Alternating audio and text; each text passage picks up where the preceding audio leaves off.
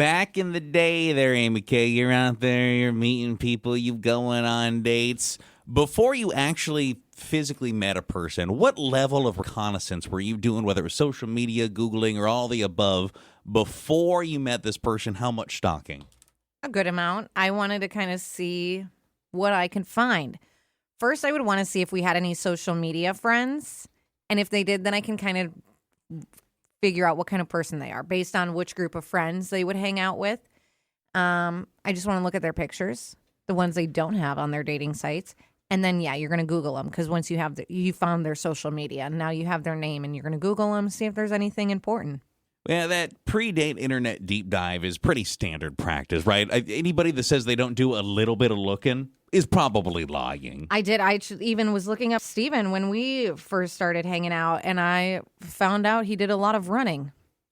And then did you bring that up? Like, oh, I see you're a bit of an avid runner. I would never do that. Kind of. I did. I told him straight up that I Googled him, and the only thing I could find is all these runs he would do. And then he kind of went in how he would do it with his family, and he doesn't really do it anymore.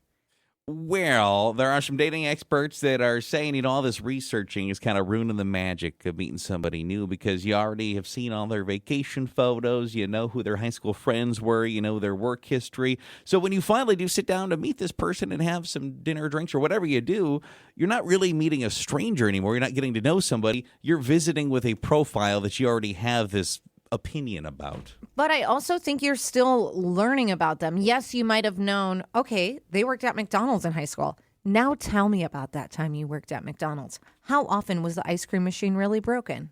Well, and the funny thing, actually, at least that adds the conversation. The funny thing is you can tell people over and over again, this is a bad idea, knock it off. People aren't going to stop. If anything, it's probably gotten worse because now you can just be like, all right, ChatGPT, do a deep dive. Tell me everything you can about this person. Yeah, tell me everything there is to know. But at least the obvious question, when you Googled the guy, what did you learn? So it's like you haven't even met yet, or maybe you just have met him and you went out like one time. You did your stalking, whether that was Google, AI, social media. What is the crazy thing you learned where you're like, I can't believe I learned this? And did it like end things? Did it enhance things? The most interesting thing you found out when you were stalking, Amy K.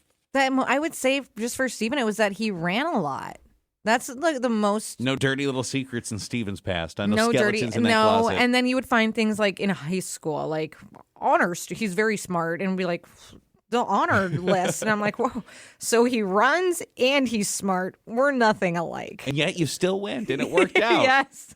There wasn't anything that surprised you, like no meet and greet photos of a WWE event or whatever. I don't know what weird thing would be out there on the internet. No, there wasn't anything too strange about him. But at the same time, he doesn't have social media. So it's not like, some people you could look up their name and you're going to find social media. Yeah. He doesn't have any. So that didn't really help me out. Would you be intimidated if you looked it up and was like, oh, he was a candidate for mayor a couple of years ago or some random thing? Steven was going for mayor.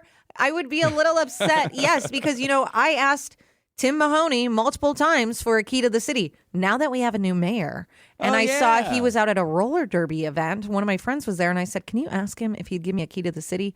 She didn't. So now it's my goal to meet the new mayor and ask if he would give me a key to the city. I think that's usually for like a reason, though. I don't think he's just got like a drawer full, right? He's just out throwing out keys. We'll come up with a reason. I bet you I could find one. He's not like my grandma who just says key to everybody she knows.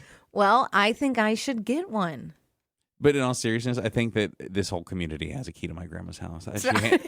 She hands one to everybody. Well, that's who I need to go talk to, your grandma. And she's got to be mayor for you to give a key to the city. That thing you learned when you Googled or stalked somebody before you went out or like right after you did, that kind of surprised you a little bit. What was that thing? Someone said I searched his name and the first thing that popped up was a mugshot from college. I almost canceled. I asked him about it instead, and it turns out he got arrested for streaking across a football field when he was in college.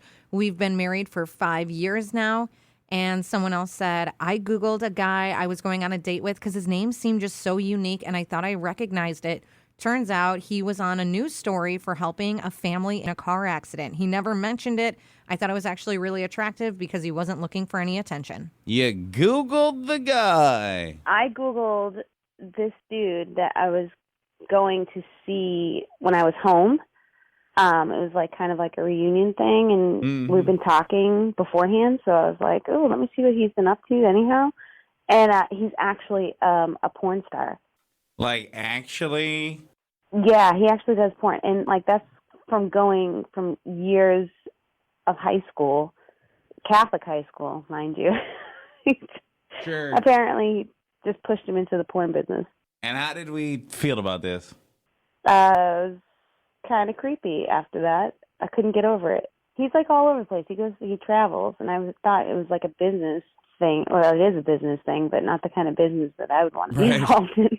And it's all, not to be super stereotypical, but let's be honest, that same story in reverse, half the dudes on this planet would be like, hey, like every guy they know be like, you're not going to believe who I have a date with. And like be pulling up videos Showing and stuff. everyone. Yeah. You think they would? I think many. Well, in this era of, whether it's OnlyFans or whatever, I mean, not to say the two are the same, but sometimes they're kind of similar. It's probably happening more and more common, stuff like that.